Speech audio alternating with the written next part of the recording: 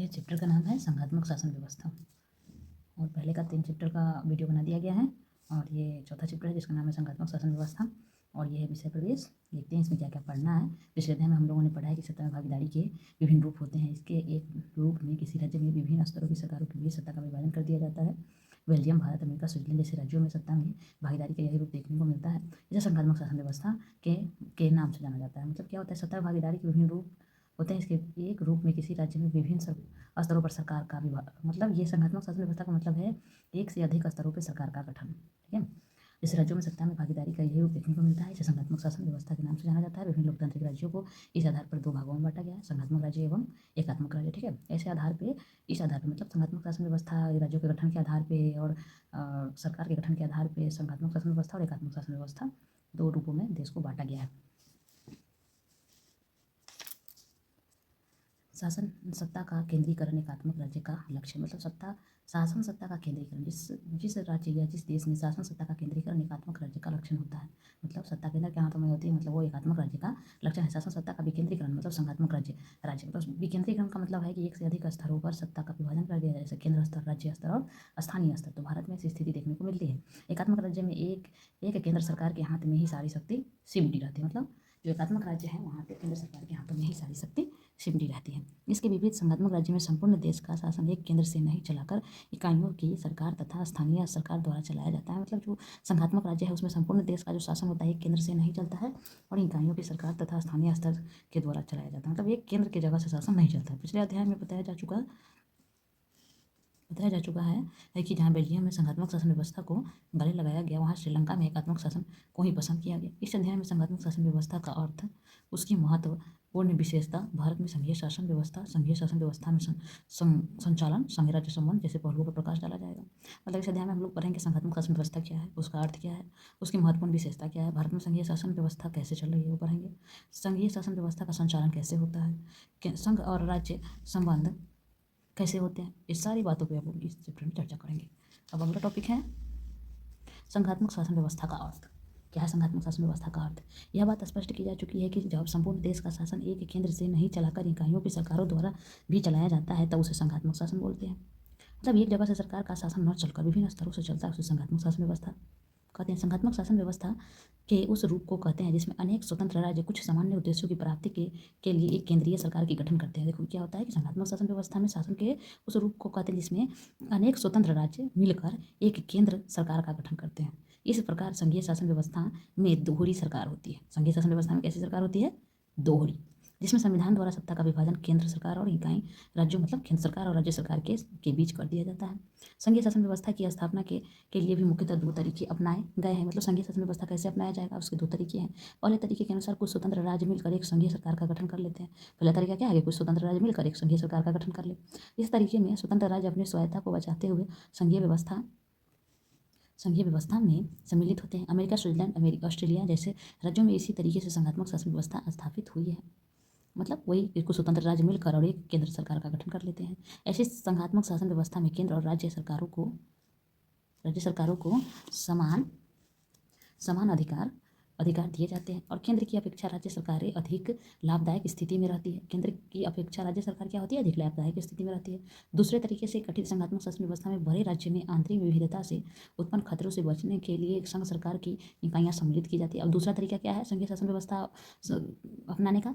कि बहुत बड़े स्वतंत्र राज्य क्या करते हैं कि एक संघ सरकार का गठन कर लेते हैं ताकि उनके यहाँ जो विविधता है उसमें झगड़े उत्पन्न न हो।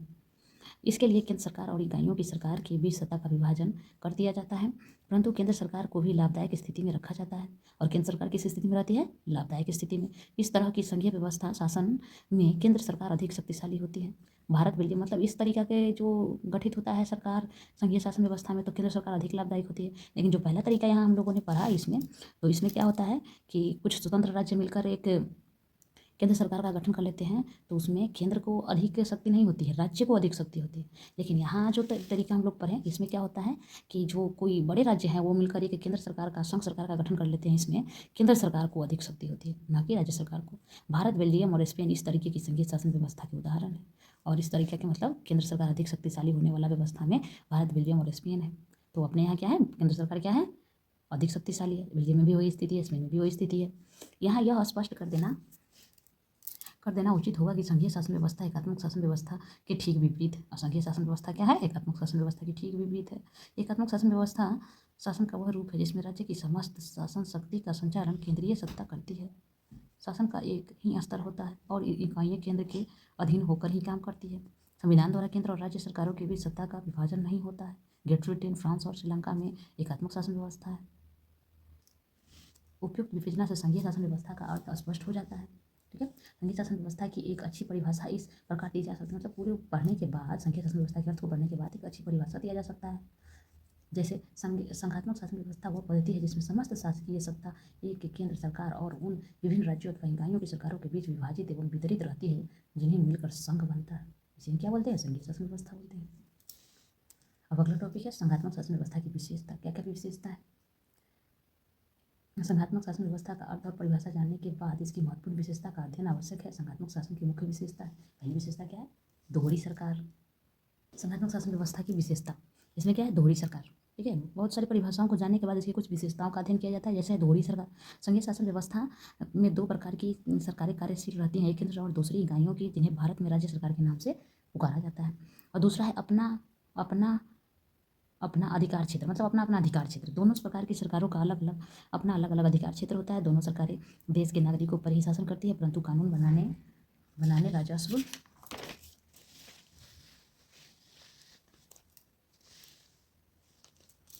वसूलने तथा प्रशासन के क्षेत्र में उनका अधिकार क्षेत्र अलग अलग होता है। और तीसरा है दोनों सरकारों के बीच सत्ता का विभाजन संविधान द्वारा, मतलब दोनों सरकारों के बीच सत्ता का जो विभाजन होता है वो संविधान द्वारा होता है। दोनों स्तरों की सरकारों के बीच सत्ता का विभाजन एक लिखित संविधान द्वारा होता है, न कि केंद्र सरकार द्वारा। मतलब ये दोनों सरकार जो है, केंद्र सरकार और राज्य सरकारों के बीच सत्ता का जो विभाजन है वो संविधान ही कर देता है, न कि केंद्र सरकार करता है। इस प्रकार संविधान के प्रावधानों द्वारा दोनों स्तरों की सरकारों को प्राधिकार की गारंटी प्राप्त हो जाती है तथा उनके अधिकार क्षेत्र एवं अस्तित्व की सुरक्षा प्राप्त हो जाता है। अब क्या है? स्वतंत्र एवं निष्पक्ष न्यायपालिका। ठीक है, देखो संघात्मक शासन व्यवस्था में ना एक स्वतंत्र और निष्पक्ष न्यायपालिका का भी होना अति आवश्यक है। संविधान की व्यवस्था तथा केंद्र एवं इकाइयों की सरकारों के बीच अधिकारों को लेकर टकराव की स्थिति से निपटने के उद्देश्य से, मतलब जब केंद्र और राज्य मिलकर टकराने लगेंगे या लड़ने लगेंगे तो उससे निपटने के लिए एक संघात्मक शासन व्यवस्था में स्वतंत्र एवं निष्पक्ष न्यायपालिका का गठन किया जाता है। भारत में सर्वोच्च न्यायालय इस भूमिका का निर्वहन करती है। ठीक है, अब है अगला, पाँचवा है संविधान में मौलिक प्रावधानों में संविधानिक संशोधन द्वारा ही परिवर्तन। मतलब संविधान में मौलिक प्रावधानों में, मतलब संविधान के मौलिक जो प्रावधान है उसमें संविधान संशोधन द्वारा ही परिवर्तन होता है। मौलिक अधिकार का जो प्रावधान है वह संवैधानिक संशोधन द्वारा ही परिवर्तन होगा, ऐसे परिवर्तन नहीं होगा।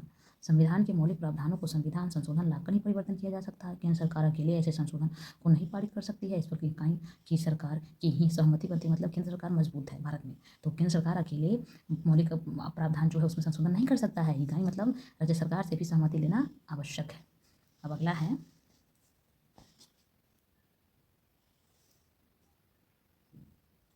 संविधान की सर्वोच्चता। संविधान की सर्वोच्चता संघीय शासन व्यवस्था की सबसे महत्वपूर्ण विशेषता है।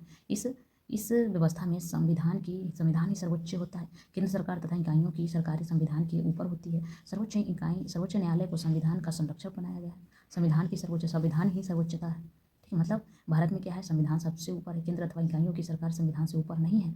सबसे ऊपर क्या है? सर्वोच्च न्यायालय को संविधान का संरक्षक बनाया, सबसे ऊपर है संविधान। और संविधान का संरक्षक कौन है? सर्वोच्च न्यायालय। वित्तीय स्वायत्ता, मतलब अगला जो ये है विशेषता है वो है वित्तीय स्वायत्ता। संघीय शासन व्यवस्था में दोनों स्तरों की सरकारों को वित्तीय स्वायत्ता भी प्राप्त रहती है। केंद्र सरकार और इकाइयों की सरकारों के लिए आय के अलग अलग स्रोत निश्चित कर दिए जाते हैं। तो दोनों सरकार का आय का स्रोत अलग अलग निश्चित कर दिया जाता है। क्षेत्रीय विविधताओं का सम्मान। अब है अगला विशेषता है 8वां, क्षेत्रीय विविधताओं का सम्मान। क्षेत्रीय शासन संघीय शासन व्यवस्था की एक विशेषता यह है कि इसमें क्षेत्रीय विविधताओं का पूरा सम्मान किया जाता है। ऐसा करने पर ही देश की एकता सुरक्षित रह सकती है। देश की एकता के उद्देश्य की प्राप्ति के लिए यह आवश्यक है कि दोनों स्तरों की सरकार के भी सत्ता विभाजन की व्यवस्था पर सहमति बने। मतलब क्षेत्र विविधताओं का सम्मान मतलब है कि उसके क्षेत्र का क्या कर दिया जाए? बंटवारा कर दिया जाए। संघीय शासन व्यवस्था की सफलता के लिए आवश्यक है कि दोनों स्तरों की सरकारों के बीच तालमेल के साथ साथ एक दूसरे पर पूर्ण आस्था भी हो। बेल्जियम और भारत जैसे देशों में संघीय शासन व्यवस्था इसी कारण सफलतापूर्वक कार्य कर रही है कि विभिन्न स्तरों की सरकारों के बीच अच्छा तालमेल है और आस्था भी है। ठीक है, अगर आस्था नहीं रहेगा, तालमेल नहीं रहेगा केंद्र और राज्य के बीच, तो संघात्मक शासन व्यवस्था नहीं चलेगा। अब है भारत में संघीय शासन व्यवस्था। America, Switzerland, Canada, Australia, Belgium जैसे राज्यों के साथ भारत में भी संघीय शासन व्यवस्था को ही गले लगाया गया। राज्य कहने का मतलब ये सब राज्य नहीं है, ये सब देश है, लेकिन पॉलिटिकल इशू में अगर हम लोग पढ़े, पॉलिटी में पढ़े तो ये सबको राज्य माना जाता है। भारत में भी संघीय शासन व्यवस्था को गले लगाया गया है।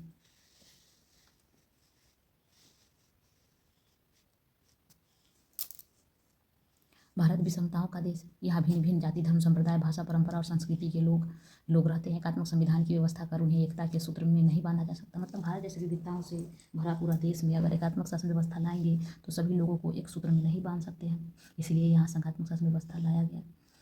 भारत जैसे विशाल देश के लिए एक केंद्र से हर जगह की शासन व्यवस्था भी संचालन करना संभव नहीं था। मतलब केंद्र से ही अगर दिल्ली से ही पूरी जगह शासन किया जाए तो वो असंभव है। इसीलिए राज्य और स्थानीय स्तर की सरकार का गठन मतलब संघात्मक शासन व्यवस्था को अपनाया गया। अतः भारत के लिए संघात्मक शासन अपनाना स्वाभाविक ही कहा जा सकता है। अब है भारतीय संविधान में संघात्मकता। भारत की संघीय व्यवस्था की भी अपनी विशेषता है। सामान्यतः संघीय व्यवस्था की 4 विशेषताएं होती है। संविधान की सर्वोच्चता, 2 स्तरों पर सरकार का गठन, दोनों सरकारों के बीच अधिकारों का विभाजन तथा संविधान की रक्षा के लिए एक स्वतंत्र एवं सर्वोच्च न्यायालय की व्यवस्था। ठीक है, भारत का संविधान प्रधानतः संघात्मक है। इसमें संघ सरकार के प्राय सभी लक्षण वर्तमान है। जैसे भारतीय संविधान द्वारा 2 स्तरों पर सरकार के गठन की व्यवस्था की गई है। केंद्र सरकार और राज्य सरकारें। संविधान द्वारा केंद्र सरकार तथा राज्य सरकारों के बीच शक्तियों का विभाजन कर दिया गया है। इस उद्देश्य से 3 सूचियाँ बनाई गई है: संघ सूची, राज्य सूची और समवर्ती सूची। संघ सूची में विषयों और केंद्र और राज्य सूची के विषयों पर राज्य सरकारें को अधिकार है सौंपा गया है कि कानून बनाए, लेकिन समवर्ती सूची पर दोनों सरकार को अधिकार है कि वो क्या करे, कानून बनाए। दोनों में से किसी को भी इस सूची में परिवर्तन करने तथा दूसरे के अधिकार क्षेत्र का अतिक्रमण करने का अधिकार नहीं है। संघ सूची में कुल 97 विषय रखे गए हैं, राज्य सूची में 66 विषय रखे गए हैं और समवर्ती सूची में 47 विषय रखे गए हैं। संविधान की रक्षा का भार एक स्वतंत्र न्यायपालिका को सौंपा गया है। और भारतीय संविधान में जो संघात्मकता का विषय है उसमें संविधान का रक्षा करने का भार किसको सौंपा गया है, न्यायपालिका को, जिसके सिर पर सर्वोच्च न्यायालय और सबसे ऊपर सर्वोच्च न्यायालय होते हैं। सर्वोच्च न्यायालय केंद्र सरकार तथा राज्य सरकारों के बीच संतुलन बनाए रखता है तथा संविधान की व्यवस्था व्याख्या करता है। और संविधान की क्या करता है, व्याख्या करता है। अब क्या है, चौथा है संविधान लिखित, सर्वोच्च एवं स्पष्ट। भारतीय संघात्मक शासन व्यवस्था की अनूठी विशेषता। मतलब भारतीय संघात्मक शासन व्यवस्था की सबसे अनूठी विशेषता क्या है? भारत में संघात्मक शासन व्यवस्था की सभी विशेषताएं उपस्थित है, परंतु इसमें कुछ अन्य अनूठी विशेषताएं भी वर्तमान है जो दूसरी संघात्मक शासन व्यवस्था में देखने को नहीं मिलती। ये अनूठी विशेषताएं हैं। क्या क्या अनूठी विशेषताएं हैं भारतीय संघात्मक शासन व्यवस्था की? पहला है, भारत में संविधान में संघ शब्द का प्रयोग कहीं नहीं किया गया है। संविधान में स्पष्ट रूप से भारत को राज्यों का संघ घोषित किया है। मतलब भारत को एक संघ नहीं बताया है, क्या बताया गया है संविधान में, राज्यों का संघ। अब दूसरा है, अधिक महत्वपूर्ण विषय संघ सूची में सम्मिलित किए गए हैं। आवश्यकता पड़ने पर राज्य सूची के विषय पर भी केंद्र सरकार कानून बना सकती है। समवर्ती सूची पर दोनों सरकारों को कानून बनाने का अधिकार दिया गया है। यदि एक ही विषय पर दोनों कानून बना दे और उनमें मतभेद हो तो उस स्थिति में केंद्र के बने कानून को ही मान्यता मिलता है। मतलब सर्वे सर्वा केंद्र क्या है, मजबूत है। स्पष्ट है कि राज्य सरकारों की तुलना में केंद्र सरकार अधिक शक्तिशाली है। ठीक है, अब तीसरा क्या है, भारतीय संघात्मक शासन व्यवस्था की जो विशेषता है उसमें तीसरा है, संघीय व्यवस्था में प्रायः दोहरी नागरिकता होती है। और संघीय शासन व्यवस्था में क्या होती है, दोहरी नागरिकता होती है। अमेरिका में दोहरी नागरिकता है, संघीय व्यवस्था रहने के हुए भी भारत में एकहरी नागरिकता का प्रावधान है। भारत में क्या है, दोहरी सरकार होते हुए भी क्या है, एकहरी नागरिकता है, लेकिन अमेरिका में क्या है, दोहरी नागरिकता है। केंद्र का भी नागरिकता लेना है और राज्य का भी नागरिकता लेना है, लेकिन भारत में ऐसी बात नहीं है। यहाँ एक ही जगह का नागरिकता ले लेंगे तो हम भारत का नागरिक कहे जाएंगे। और चौथा है, सभी राज्यों के लिए एक ही संविधान और राज्य इस संविधान में संशोधन या परिवर्तन नहीं कर सकते। और सभी राज्यों के लिए एक ही संविधान है और राज्य इस संविधान में संशोधन या परिवर्तन नहीं कर सकते। अब क्या है, पांचवा, संपूर्ण देश के लिए एक प्रकार की न्याय व्यवस्था लागू की गई है। और संपूर्ण देश के लिए क्या किया गया है, एक प्रकार की न्याय व्यवस्था लागू किया गया है। और छठा है, राज्यों में राज्यपालों की राष्ट्रपति द्वारा नियुक्ति होती है, उसका निर्वाचन नहीं होता। देखो, राज्य के जितने भी राज्यपाल होते हैं उनकी नियुक्ति कौन करता है, राष्ट्रपति। उनका निर्वाचन नहीं होता है, उनका नियुक्ति होता है। यह बात सही है कि केंद्र और राज्य सरकारों के लिए 3 सूचियों का प्रावधान कर कानून बनाने के लिए के विषय निश्चित कर दिए गए हैं, परंतु तीनों सूचियों का गहन दृष्टि डालने पर यह बात स्पष्ट हो जाती है कि राज्य सरकार की तुलना में केंद्र को महत्वपूर्ण विषय सौंपे गए हैं। राष्ट्रीय महत्व के सभी विषय जैसे सुरक्षा, विदेशी मामले, मुद्रा, बैंकिंग, संचार, आयकर, रेलवे आदि केंद्र सरकार को सुरक्षा, विदेशी मामले, बैंकिंग, संचार, आयकर, रेलवे आदि केंद्र सरकार को सौंप दिए गए हैं। राज्य सूची में शांति एवं व्यवस्था स्थानीय शासन, सार्वजनिक स्वास्थ्य, व्यापार, वाणिज्य एवं कृषि जैसे विषय सम्मिलित किए गए हैं। मतलब केंद्र सरकार में जो अति महत्वपूर्ण संवेदनशील बातें हैं, जैसे विदेशी सुरक्षा, बैंकिंग, संचार, आयकर, रेलवे, मुद्रा, ये सब केंद्र सरकार को सौंपा गया। राज्य सरकार को स्थानीय शासन, शांति एवं व्यवस्था, सार्वजनिक व्यवस्था, व्यापार, वाणिज्य एवं कृषि जैसे विषय सम्मिलित किए हैं। राज्य को राज्य सूची पर राज्य सरकार कानून बनाती है और संघ सूची पर केंद्र सरकार कानून बनाने का अधिकार प्राप्त है। इसके अतिरिक्त शिक्षा, वन, विवाह, मतलब शिक्षा, वन, विवाह, मजदूर संघ, आर्थिक एवं सामाजिक योजना, जनसंख्या नियंत्रण एवं परिवार नियोजन जैसे विषय संवर्धित सूची में रखे गए हैं। ठीक है, मतलब इस पर केंद्र और राज्य दोनों कानून बनाएगी, जिस पर केंद्र और राज्य दोनों सरकारों को कानून बनाने का अधिकार प्राप्त है। तीनों सूचियों से बचे विषय पर केंद्र सरकार को कानून बनाने का अधिकार, मतलब ये 3 सूची से जो भी सब्जेक्ट बच गया, जो भी विषय बच गया, उस पर केंद्र सरकार क्या करेंगे, कानून बनाएगा। संवर्धित सूची में दिए गए विषयों पर राज्य सरकार द्वारा निर्मित कानून केंद्रीय कानून के विरुद्ध नहीं हो सकता। दोनों सरकारों के बीच गतिरोध की स्थिति में केंद्रीय कानून ही मान्य होता है। कुछ आवश्यकताओं में राज्य सूची के विषय पर भी केंद्र सरकार को कानून बनाने का अधिकार प्राप्त हो जाता है। स्वाभाविक रूप से यह कहा जा सकता है कि दोनों सरकारों के बीच सत्ता विभाजन के बावजूद कानून बनाने के क्षेत्र में केंद्र सरकार अधिक लाभदायक स्थिति में है। मतलब केंद्र सरकार को अधिक शक्ति प्राप्त है सत्ता विभाजन होने के बावजूद। भारत में संघीय शासन व्यवस्था में सबों को साथ लेकर चलने की बात कही गई है। इसी उद्देश्य से कुछ राज्यों में विशेष प्रावधान है। ये राज्य हैं अरुणाचल प्रदेश। मतलब भारत में संघीय शासन व्यवस्था में सबों को साथ लेकर चलने की बात की गई है, मतलब संघीय शासन व्यवस्था अपनाया गया है, सबों को साथ लेकर चलने की बात कही गई है। तो कुछ ऐसे राज्य हैं जो अति संवेदनशील जगह हैं, जहाँ पे जाना आना बहुत दुर्गम है, बहुत ऐसा इलाका है जहाँ पे हम उसका विकास नहीं कर सकते, इसलिए उसको विशेष प्रावधान दिया गया। जैसे अरुणाचल प्रदेश, असम, हिमाचल प्रदेश, मणिपुर, मेघालय, मिजोरम, नागालैंड, सिक्किम, त्रिपुरा, उत्तराखंड, तेलंगाना, ये सभी राज्य बहुत संवेदनशील जगह है जहाँ पे जाना आना बहुत मुश्किल होता है। भारतीय संघ की कुछ इकाइयाँ केंद्र शासित प्रदेशों के नाम से जानी जाती है, जिसके शासन को चलाने का अधिकार केंद्र सरकार को सौंपा गया है। मतलब इस इकाइयों का शासन कौन चलाएगा, केंद्र सरकार चलाएगा। मतलब इन सभी जो राज्य हैं उनका शासन केंद्र सरकार को सौंप दिया गया है। कुछ इकाइयाँ केंद्र शासित प्रदेश के नाम से भी जानी जाती है और उनका शासन कौन चलाता है, केंद्र सरकार। अब है भारत में संघीय शासन व्यवस्था का बदलता रूप। अब भारत में क्या है संघीय शासन व्यवस्था का बदलता रूप, यह स्पष्ट किया जा चुका है कि भारत को संविधान द्वारा भारत में संघीय शासन व्यवस्था की स्थापना की गई। संविधान द्वारा ही संविधान में ऐसे प्रावधान किए गए हैं जिसमें संघीय शासन व्यवस्था को सफल बनाया जा सके, परंतु संविधान में प्रावधान कर देने से ही कोई व्यवस्था कारगर नहीं होता है। मतलब सिर्फ संविधान में व्यवस्था कायम कर दे, नियम बना दे कि ऐसा चीज़ें होना चाहिए जिससे क्या हो जाए, वो व्यवस्था कारगर नहीं हो सकती है। जब तक संघवाद की प्रवृत्ति को प्रोत्साहित नहीं किया जा सकता, तब संघीय शासन व्यवस्था को सही ढंग से व्यवहारिक रूप नहीं दिया जा सकता है। स्वतंत्रता प्राप्ति के बाद अनेक ऐसे कदम उठाए गए हैं जिनमें भारत का संघीय मानचित्र ही परिवर्तन हो गया है। देशी राज्यों का एकीकरण किया गया। स्वतंत्रता प्राप्ति के बाद राज्यों का पुनर्गठन, भाषा के आधार पर राजनीतिक एकीकरण, क्षेत्रीय आकांक्षाओं के अनुरूप नए राज्यों का निर्माण, ऐसे ही कदम है। देशी राज्यों का एकीकरण। अब अगला टॉपिक है देशी राज्यों का एकीकरण। स्वतंत्रता प्राप्ति के पूर्व देशी राज्यों की संख्या 565 थी। ठीक है, जब स्वतंत्र भारत नहीं था तब देशी राज्य कितने थे, 500। देशी रियायत बोल दे, देशी राज्य बोल दे, 565। स्वतंत्रता प्राप्ति के पूर्व से ही इनके भारतीय संघ में एकीकरण का प्रयास शुरू हो गया था। तो स्वतंत्रता से पहले ही इन सभी रियायतों को भारतीय संघ में मिलाने का काम शुरू कर दिया गया था। इस दिशा में सरदार वल्लभ भाई पटेल का प्रयास सराहनीय माना जाता है। और सरदार वल्लभ भाई पटेल का जो सराहनीय प्रयास है इन सभी राज्यों को संघ में मिलाने का, भारतीय संघ में, वो सराहनीय है। सरदार पटेल, पी.वी. मेनन एवं माउंटबेटन की कर्तव्य निष्ठा एवं कार्यकुशलता के फलस्वरूप देशी राज्यों को भारत संघ में सम्मिलित होने की प्रक्रिया पूरी गई। मतलब 3 व्यक्ति थे, सरदार वल्लभ भाई पटेल, पी.वी. मेनन, माउंटबेटन, इन तीनों व्यक्ति ने मिलकर जितने भी देशी राज्य थे सबको किसमें मिलाया, भारतीय संघ में। देशी राज्यों के अतिरिक्त भारत के कुछ भूखंडों पर विदेशी सत्ता का आधिपत्य बना रहा। चंदर नगर, यनाम, पांडिचेरी, कयाकल पर फ्रांसीसी सत्ता तथा गोवा, दमन एवं दीव, दादर एवं नगर हवेली पर पुर्तगालियों का आधिपत्य रहा। मतलब जब ये लोग पूरे देशी रियायत को भारतीय संघ में मिला रहे थे, उस समय भी बहुत सारे ऐसे जगह थे जिस पर कुछ विदेशी शक्तियों का क्या था, आधिपत्य था। जैसे फ्रांसीसियों का कहाँ था, चंद्रनगर, यनाम, पांडिचेरी, कयाकल, इन सभी जगह पर फ्रांसीसी थे। और गोवा, दमन और दीव, दादर और नगर हवेली पर पुर्तगाली थे। भारत संघ में सम्मिलित राज्यों को 4 श्रेणियों में विभक्त किया गया। अ, ब, स, द और अ श्रेणी के राज्य राज्यपाल के अधीन रखे गए।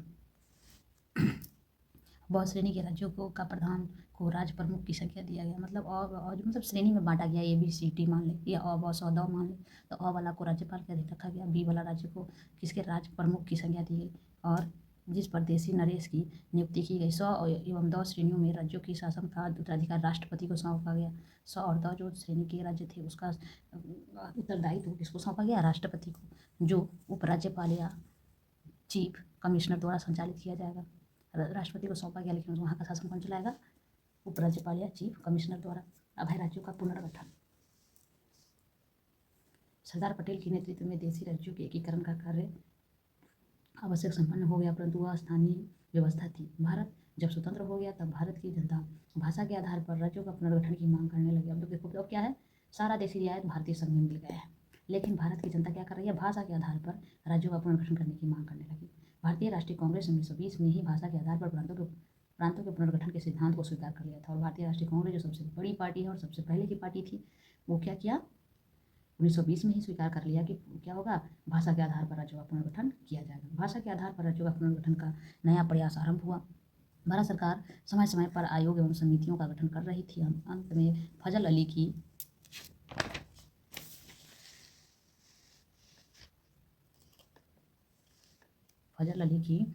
अध्यक्षता में 1953 में राज्य पुनर्गठन आयोग बना। किसके नेतृत्व में बना? तो फजल अली के अध्यक्षता में बना 1953 में राज्य पुनर्गठन आयोग। इस आयोग की सिफारिश पर 4 श्रेणियों में राज्यों की व्यवस्था समाप्त कर 2 श्रेणियों का गठन किया। मतलब पहले था 4 श्रेणी के राज्य, अब कितने हैं? फजल अली वाला में है 2 श्रेणी के राज्य। राज्य एवं संघीय क्षेत्र केंद्र शासित प्रदेश 1956 में 14 राज्य और 6 संघीय क्षेत्र गठित किया गया। बड़ा प्रश्न आता है हमेशा कि फजल अली किसके नेतृत्व में हुआ था? तो फजल अली के नेतृत्व में कब हुआ था राज्य पुनर्गठन आयोग? तो 1953 में राज्य पुनर्गठन आयोग हुआ था। और कितने श्रेणी के राज्य हुए थे? 4 श्रेणी के स्थान पर तो 2 श्रेणी के राज्य हुए थे। राज्य एवं संघीय क्षेत्र मतलब राज्य और केंद्र शासित प्रदेश। और कितने 1956 में जो ये कानून बना तो कितने राज्य और कितने संघीय क्षेत्र बना? तो 14 राज्य और 6 संघीय क्षेत्र गठित किए गए। इतना होने पर ये सब भाषा के आधार पर गठित राज्य थे। इतना होने पर भी राज्य पुनर्गठन की समस्या का समाधान नहीं हो सका। भाषा के आधार पर राज्यों के विभाजन की मांग बनी रही। परिणामस्वरूप बम्बई राज्य का विभाजन कर 1960 में गुजरात और महाराष्ट्र 2 राज्यों का गठन किया गया। मतलब बम्बई एक बड़ा राज्य था जिसका गठन कर दिया गया 1960 में, क्योंकि कौन बनाया गया? गुजरात और महाराष्ट्र 2 राज्य बनाए गए भाषा के आधार पर। इसी बीच भारत के जिन भूखंडों पर विदेशियों का आधिपत्य था उन्हें मुक्त कराकर भारत में मिला लिया गया। 1961 में गोवा, दमन और दीव, पुडुचेरी, दादर और नगर हवेली को संघीय क्षेत्र के अंतर्गत रखा गया। 1963 में एक नए राज्य नागालैंड की स्थापना की गई। 1966 में पंजाब का विभाजन कर पंजाब और हरियाणा अलग अलग राज्य बनाया गया। चंडीगढ़ को दोनों राज्यों की राजधानी बनाया गया। चंडीगढ़ को संघीय क्षेत्र का दर्जा दिया गया। 1972 में असम राज्य के एक भाग को काटकर मेघालय राज्य बनाया गया। भारत में राज्यों के पुनर्गठन के इतिहास में पहली बार मेघालय में 1970 में स्वायत्तशासी राज्य का दर्जा दिया गया। इस तरह क्या है? राज्य पुनर्गठन आयोग बना और भाषा के आधार पर क्या हुआ? राज्यों का गठन हुआ। अब है क्षेत्रीय आकांक्षाओं के अनुरूप नए राज्यों का निर्माण। 1970 के दशक के बाद भारत में अपने क्षेत्र के प्रति अधिक लगाव का प्रदर्शन प्रारंभ हो गया। भारत में क्षेत्रीयता के कुप्रभाव के बढ़ने की आशंका होने लगी। विभिन्न क्षेत्रों के लोगों को संतुष्ट करने के लिए राज्यों के दर्जा में परिवर्तन किया। मतलब विभिन्न क्षेत्रों के विभिन्न लोगों को क्या हुआ? संतुष्ट करने के लिए राज्य के दर्जा में परिवर्तन किया गया। राज्य के नाम में परिवर्तन किया गया। नए राज्यों का निर्माण का सिलसिला शुरू हो गया। 1971 में हिमाचल प्रदेश को राज्य का दर्जा दिया गया। भारत के उत्तर पूर्वी भाग का पुनर्गठन इस प्रकार किया गया। मेघालय पूर्ण राज्य बन गया। मणिपुर और त्रिपुरा को भी राज्य का दर्जा दिया गया। मिजोरम और अरुणाचल प्रदेश नए संघीय क्षेत्र के रूप उदय हुआ। क्षेत्रीय आकांक्षाओं के अनुरूप ही कुछ राज्यों के नामों में परिवर्तन हुआ। 1969 में मद्रास राज्य का नाम बदलकर तमिलनाडु किया गया। मतलब 1969 में क्या हुआ? पहले ये मद्रास था, तमिलनाडु हो गया। 1973 में मैसूर का नाम बदलकर कर्नाटक रखा गया। राज्य के दर्जा में परिवर्तन। राज्य के नामों में परिवर्तन के साथ साथ कई केंद्र शासित प्रदेश पूरे राज्य का दर्जा देने की मांग कर रहे थे। हिमाचल प्रदेश, मणिपुर, मेघालय और त्रिपुरा को तो राज्य का दर्जा पहले ही प्राप्त हो चुका था। अप्रैल 1975 में सिक्किम भारत का 22वां राज्य बना। अप्रैल 1975 में क्या होता है? सिक्किम भारत का 22वां राज्य बनता है। 1987 में मिजोरम को केंद्र शासित प्रदेश के दर्जे से उठाकर राज्य का दर्जा दे दिया जाता है। इसी प्रक्रिया से अरुणाचल प्रदेश को राज्य का दर्जा दिया जाता है। इसी प्रकार गोवा, दमन, दीव पुनर्गठन अधिनियम 1987 द्वारा केंद्र शासित प्रदेश से गोवा को अलग करके उसे राज्य बना दिया जाता है। 1987 में क्या होता है? गोवा को अलग राज्य बना दिया जाता है। दमन और दीव को संघीय क्षेत्र के अंतर्गत नहीं रखा जाता है। अब 4 नए राज्य का उदय होता है। कुछ क्षेत्रों में लोगों का अपने क्षेत्र के अधिक अगाध प्रेम उमड़ रहा था और इन क्षेत्रों के लिए नए राज्यों की मांग तीव्र होती गई। उत्तर प्रदेश के कुमायूं और तिहरी गढ़वाल निवासियों से अलग राज्य की मांग की गई। उत्तर मध्य प्रदेश से छत्तीसगढ़ बनाया जाता है क्षेत्रीय अनुसूचित जनजाति के लिए। और क्या होता है? बिहार से पड़ोसी देश उसका क्या पड़ोसी राज्य उसका बनता है झारखंड, वो भी जनजातीय आधार पर बनता है। आंध्र प्रदेश से भी तेलंगाना राज्य के लिए हिंसक आंदोलन होने लगते हैं और क्रमशः 4 राज्य का उदय होता है। छत्तीसगढ़ का 1 नवंबर 2000 को होता है। उत्तराखंड मतलब छत्तीसगढ़ किसे करके बनता है? मध्य प्रदेश से। उत्तरांचल किसे करके बनता है? उत्तर प्रदेश 9 नवंबर 2000 को। वर्तमान में उत्तराखंड इसका नाम है। झारखंड 15 नवंबर 2000 को बनता है। किसे? बिहार से काटकर। आंध्र प्रदेश आंध्र प्रदेश से कट कर तेलंगाना बनता है 2 जून 2014 का अभ्युदय हो जाता है। वे क्रम से भारत के 26वें 27वें और 28वें 29वें राज्य, मतलब 26वें छत्तीसगढ़ और 27वें उत्तरांचल, 28वें कौन हो जाएगा ये झारखंड और 29वें तेलंगाना बनता है। लेकिन 2019 में कानून बनाकर जम्मू कश्मीर को राज्य के दर्जा से हटाकर जम्मू कश्मीर और लद्दाख को 2 केंद्र शासित प्रदेश बनाएगा। मतलब जम्मू कश्मीर को राज्य के दर्जा से हटा दिया गया, जम्मू कश्मीर और लद्दाख 2 केंद्र शासित प्रदेश बना दिया गया। उन्हें दादरा और नगर हवेली, दमन और दीव को मिलाकर एक केंद्र शासित प्रदेश बनाया गया। अब है वर्तमान में राज्यों की संख्या और केंद्र शासित प्रदेशों की संख्या। तो वर्तमान में राज्यों की संख्या 28 है और 8 केंद्र शासित प्रदेश की संख्या है। इस तरह क्या है, 28 कितने हैं राज्य है और 8 केंद्र शासित प्रदेश है। याद रख लेना हम लोगों को, 28 राज्य और 8 केंद्र शासित प्रदेश। अब देखते हैं अगला टॉपिक है संघीय शासन व्यवस्था और भारत की भाषा नीति क्या है। मतलब संघीय शासन व्यवस्था में भारत की भाषा नीति क्या है। संघीय शासन व्यवस्था और भारत की भाषा नीति क्या है। भारत की संघीय शासन व्यवस्था की एक महत्वपूर्ण विशेषता यह है कि अनेक भाषा बोली जाती है। मतलब भारत में क्या है, संघीय शासन व्यवस्था के अंतर्गत अनेक भाषाएं बोली जाती है। किसी एक भाषा को यहाँ की राष्ट्रभाषा नहीं माना जाता है, बल्कि राजभाषा होता है। हिंदी को क्या कहा जाता है, राजभाषा। परंतु साथ ही अन्य 21 भाषाओं को भी संविधान में मान्यता प्रदान कर दी गई है। मतलब 21 भाषा और हिंदी लगा के 22 भाषा को संविधान में मान्यता प्राप्त है। राज्य सरकारों को अपने राज्यों की भाषा के प्रयोग की स्वतंत्रता दी है। मतलब राज्य सरकार को क्या है, अपने अपने राज्य की भाषा को प्रयोग की स्वतंत्रता दी गई है। संघ लोक सेवा आयोग में की परीक्षा में किसी मान्यता प्राप्त, मतलब 22 भाषा में से किसी मान्यता प्राप्त भाषा से हम लोग परीक्षा दे सकते हैं। भाषा परीक्षा देने की अनुमति दी गई। यहाँ श्रीलंका की सरकार ने सिंहली भाषा, मतलब श्रीलंका का यहाँ उदाहरण दिया गया है कि श्रीलंका की सरकार क्या करती है, सिंहली भाषा को ही प्राथमिकता देती है। लेकिन भारत में ऐसा कुछ नहीं है। यहाँ क्या है, सभी भाषाओं को मान्यता दिया गया। कोई एक राष्ट्रभाषा नहीं है, सब क्या है, राजभाषा है। आज भी अंग्रेजी का प्रयोग सरकारी कामकाज में बना हुआ है। गैर हिंदी भाषी राज्यों की भावना को ध्यान में रखते हुए भारत सरकार ने राजकीय कामों में अंग्रेजी के प्रयोग को जारी रखा है। भारत के संघीय स्वरूप को सुरक्षित रखने के उद्देश्य से ही इस तरह का कदम उठाया गया है। भारत सरकार भी सभी लोगों के लिए हिंदी के प्रयोग को अनिवार्य बना सकती है, परंतु इससे संघीय शासन व्यवस्था पर ही खतरा हो जाएगा। भारत संघीय शासन व्यवस्था को ही देश की एकता के लिए अपनाए रखना चाहता है। इसी कारण से लचीला रास्ता अपनाकर अपनी वर्तमान भाषा नीति को ही गले लगाया है। ठीक है, इस तरह क्या है, भारत क्या कर रहा है, अपनी भाषा नीति को गले लगाया है और भाषा के आधार पर राज्यों का गठन कर दिया। और क्या किया, कोई एक भाषा को राजकीय राष्ट्रभाषा नहीं बनाया। सारी भाषाएं क्या है, राष्ट्रभाषा है। राष्ट्रभाषा कोई नहीं है, सब क्या है, राज्य भाषा है। और क्या है, संघ राज्य संबंध, संघ और राज्य का क्या संबंध है। संघीय शासन व्यवस्था में संघ और राज्यों के बीच एक संबंध होता है। भारत में भी संघ राज्य संबंधों को 3 श्रेणियों में बांटा गया है, विधायी, प्रशासकीय और वित्तीय। तीनों प्रकार के संबंधों पर अलग अलग विचार किया जाएगा। सबसे पहले विधायी संबंध की बात करते हैं। जैसा बताया जा चुका है कि संविधान द्वारा संघ और राज्यों के बीच सत्ता का विभाजन कर दिया गया है। कानून बनाने के विषय बटे हुए हैं, फिर भी विधि निर्माण के क्षेत्र में संघ को विशेष अधिकार दिया गया है। अधिक महत्वपूर्ण विषय संघ सूची में रखा गया, जैसे रेलवे, रक्षा, विदेश नीति, आयकर, डाक एवं तार इत्यादि संघ सूची के विषय है, जिस पर केंद्र कानून बनाएगा। भूमि कर, बिक्री कर जैसे विषय राज्य सूची में रखे गए हैं। विवाह, तलाक, शिक्षा जैसे विषय समवर्ती सूची में रखे गए हैं। इनके उदाहरणों से संघ की प्रधानता स्पष्ट हो जाएगी। यहाँ पे कुछ उदाहरण दिया गया है जिससे संघ की प्रधानता स्पष्ट होती है, मतलब संघ क्या मजबूत है।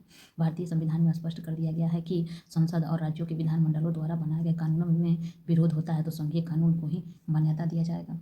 मतलब जो केंद्र सरकार और राज्य सरकार दोनों मिलकर क्या करती है, संसद और विधानमंडल मिलकर दोनों कानून बनाती है, तो किसका कानून मान्य होगा, संघ वाला कानून मान्य होगा।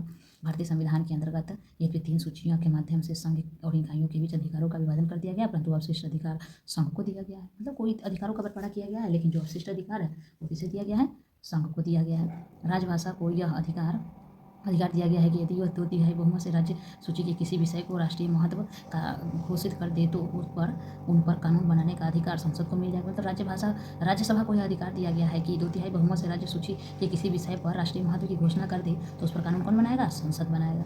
ठीक है, उस पर क्या होगा, राज्य कानून नहीं बनाएगा। संघीय क्षेत्रों के लिए जहाँ विधानसभा नहीं है उन विषयों पर संसद कानून बना सकती है जो राज्य सूची में है। मतलब संघीय क्षेत्रों में जहाँ विधानसभा नहीं है, सिर्फ वहाँ संघ है, मतलब संसद है, तो वहाँ पे संसद क्या करेगी, कानून बनाएगी राज्य सूची में। जैसे क्या है, पुदुचेरी, दिल्ली, जम्मू कश्मीर, ये सब क्या है, जहाँ विधानसभा नहीं है, तो ये सभी जगह पे कौन कानून बनाएगा, संघीय व्यवस्था वाला संघ कानून बनाएगा, संसद।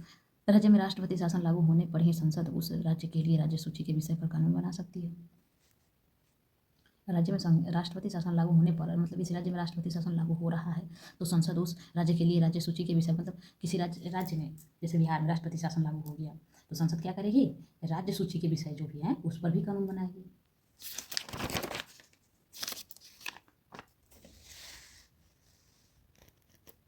क्या है, युद्ध और आंतरिक अशांति के कारण संकट काल की घोषणा होने पर भी संसद राज्य सूची के विषयों पर कानून बना सकती है। मतलब युद्ध हो रहा है, आंतरिक अशांति हो गई है तो संसद क्या करेगा, राज्य सूची के जितने भी विषय है उस पर राज्य कानून नहीं बनाएगा, कौन बनाएगा, संसद बनाएगा, संघ। यदि 2 या 2 से अधिक राज्यों की विधानसभाएं यह प्रस्ताव पारित कर ले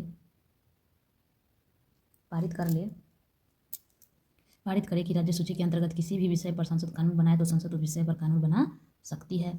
किसी अन्य देश के साथ संधि समझौता या अंतर्राष्ट्रीय सम्मेलन या संस्था द्वारा दिए गए किसी निर्णय को कार्यान्वित करने से संबंधित विषय पर संसद को कानून बनाने का अधिकार है, चाहे वह विषय संघ सूची में दिए गए हो अथवा नहीं दिए गए हो।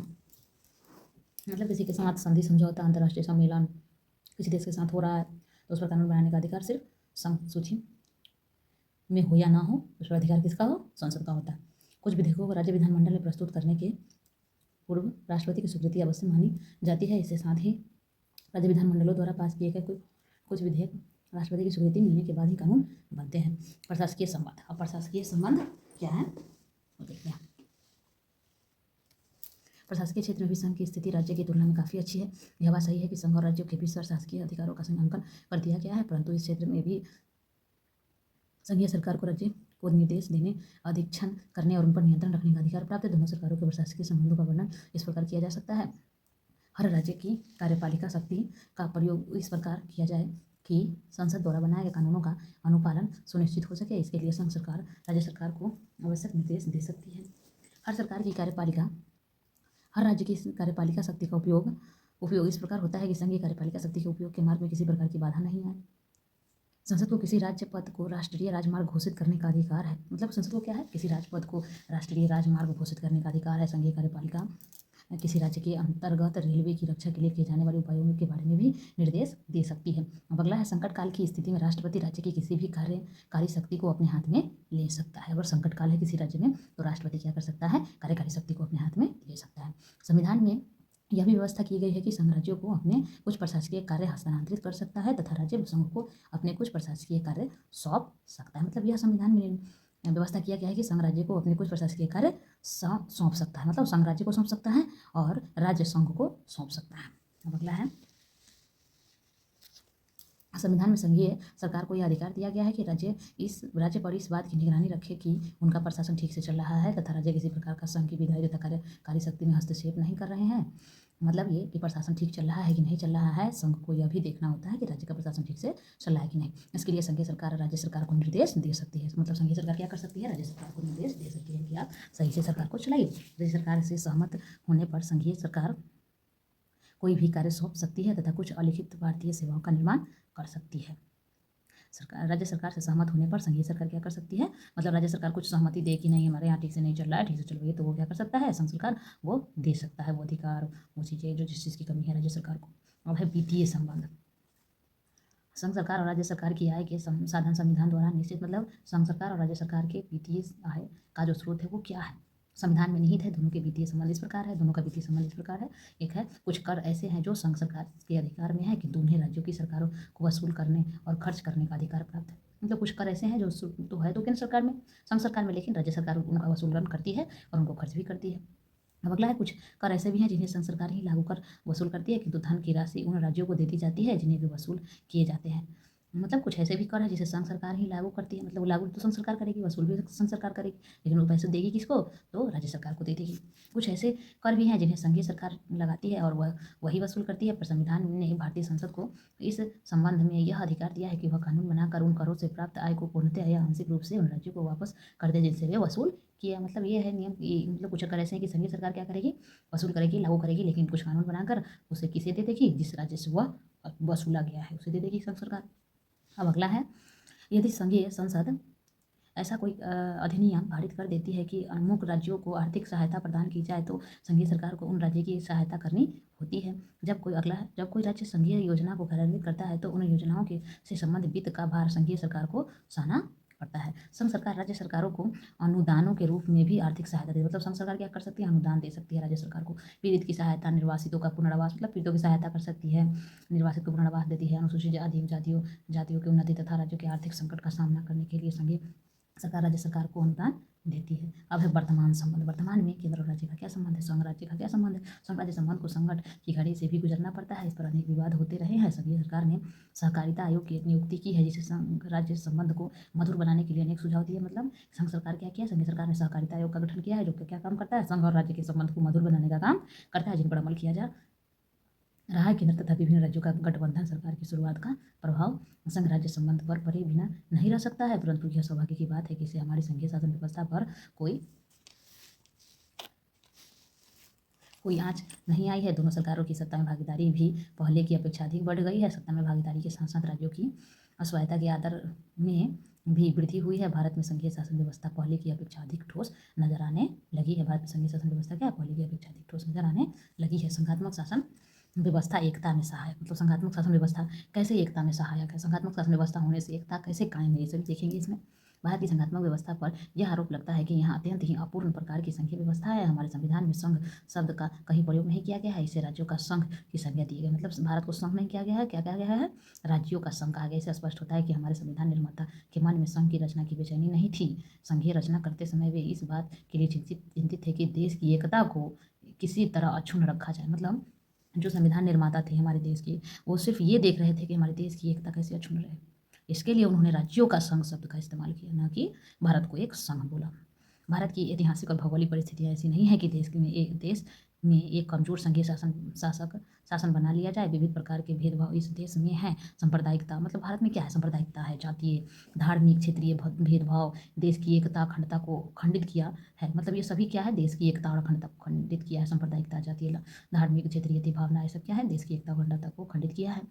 ऐसी स्थिति में यदि हमारे संविधान निर्माता राष्ट्र की एकता के लिए चिंतित हुए तो वह स्वाभाविक है। मतलब ऐसी स्थिति में अगर वो चिंतित हो रहे हैं तो स्वाभाविक है, क्योंकि वो देख रहे हैं कि भारत में सांप्रदायिकता भी है, जातीयता भी है, धार्मिक भेदभाव भी है, क्षेत्रीयता भी है। इससे हमारे देश की एकता और अखंडता खंडित हो सकती है। इसलिए वो क्या किया, एकता के लिए चिंतित थे। इस बात से कोई संदेह नहीं है कि भारत की संघीय व्यवस्था की बड़ी भूमिका राष्ट्रीय एकता को अक्षुण्ण बनाए रखना है।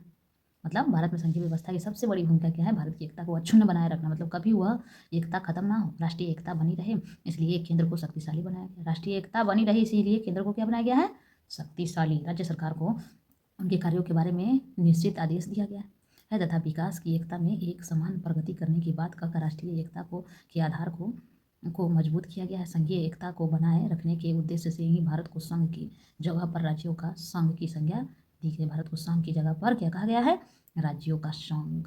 मतलब भारत क्या है, राज्यों का संघ है। भारत में विकेंद्रीकरण की व्यवस्था। अब क्या है, भारत में विकेंद्रीकरण की व्यवस्था। भारतीय संविधान द्वारा एक लोक कल्याणकारी राज्य की स्थापना की गई है, जिसका उद्देश्य निस्वार्थ माता की तरह जनता की भलाई करना है। इस उद्देश्य से सरकार समाजवादी शासन की व्यवस्था कायम करके जनता के जीवन में सुखमय बनाने का प्रयास कर रही है। अतः राज्य के कार्यों में अत्यंत वृद्धि हो गई है। सरकार ने पंचवर्षीय योजनाओं के अंतर्गत अनेक विकास कार्य चलाए हैं। लोकतांत्रिक व्यवस्था में इसी कारण योजनाओं का सृजन प्रशासन के उच्चतम पदाधिकारियों द्वारा किया जाता है, परंतु उसे कार्यान्वित करने की जिम्मेदारी जनता या उसे प्रतिनिधि के ऊपर सौंपी जाती है। इस प्रकार केंद्रीय सरकार द्वारा योजनाओं का निर्माण होता है, परंतु उन्हें स्थानीय स्वशासन की संस्थाओं द्वारा कार्यान्वित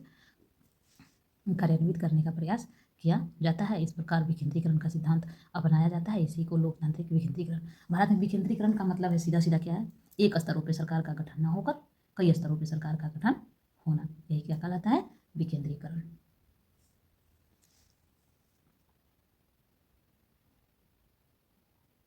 अब है लोकतांत्रिक विकेंद्रीकरण के सिद्धांत के ही मूर्त रूप देने के लिए भारत में पंचवर्षीय राज्य की स्थापना किया गया। मतलब लोकतांत्रिक विकेंद्रीकरण के सिद्धांत को मूर्त रूप देने के लिए ही पंचायती राज की व्यवस्था किया गया। भारत में पंचायती राज की स्थापना के उद्देश्य से ही भारत सरकार ने बलवंत राय मेहता की अध्यक्षता में एक कमेटी की नियुक्ति किया गया था। मतलब भारत में पंचायती राज व्यवस्था क्या था, विकेंद्रीकरण की जो मूर्त रूप है, विकेंद्रीकरण के सिद्धांत को मूर्त रूप देने के लिए ही भारत में विकेंद्रीकरण, मतलब भारत में पंचायती राज व्यवस्था लाया गया। किसको मूर्त रूप देने के लिए, विकेंद्रीकरण के सिद्धांत को मूर्त रूप देने के लिए ही पंचायती राज व्यवस्था लाया गया। जिसकी अध्यक्षता में बलवंत राय मेहता समिति की अध्यक्षता में कमेटी की नियुक्ति की गई। इस कमेटी ने भारतीय लोकतंत्र की सफलता के लिए लोकतंत्र की इमारत को मजबूत करने की आवश्यकता पर बल दिया। इसके लिए उसने लोकतांत्रिक विकेंद्रीकरण के सिद्धांत को लागू करने की सिफारिश की। इस कमेटी ने निम्नलिखित सुझाव दिए थे। अब क्या क्या उनका सुझाव था, अब क्या क्या सुझाव है तो देखते हैं कि अगर विकेंद्रीकरण की समस्या है तो उसे दूर करने के लिए जो पंचायती राज व्यवस्था लाया गया उसमें क्या क्या सुझाव दिया गया। सरकार को अपने कुछ कार्यों और उत्तरदायित्वों से मुक्त होना चाहिए। मतलब ये कहे हैं बलवंत राय मेहता समिति की सरकार को कुछ कार्यों से मुक्त होना चाहिए। उन्हें एक ऐसी संस्था को सौंप देना चाहिए जिसे क्षेत्राधिकार के अंतर्गत विकास के सभी कार्यों की पूरी जिम्मेदारी रहे। सरकार सिर्फ इन संस्थाओं का पथ प्रदर्शक और निरीक्षण करती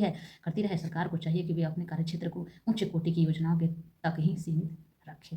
मतलब कुछ अधिकार ऐसे भी हैं जिन्हें छोड़ देना चाहिए सरकार को और किसी संस्था को सौंप देना चाहिए। अब दूसरा क्या था?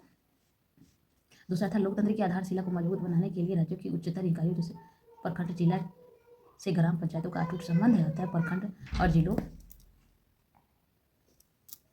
लोकतंत्र की आधारशिला को मजबूत बनाने के लिए राज्यों की उच्चतर इकाई जैसे प्रखंड, जिला से ग्राम पंचायत का अटूट संबंध है। अतः प्रखंड और जिलों भी पंचायती राज व्यवस्था को अपनाना आवश्यक है। ये क्या था? ये बलवंत राय मेहता समिति की दूसरी सिफारिश थी। और तीसरा है प्रखंड स्तर पर एक निर्वाचित स्वायत्त शासन संस्था की स्थापना की जाए जिसका नाम पंचायत समिति रखा जाए। इस पंचायत समिति का गठन ग्राम पंचायत द्वारा हो। ठीक है। अब अगला है जिला स्तर पर एक निर्वाचन स्वायत्त शासन संस्था की स्थापना की जाए जिसका नाम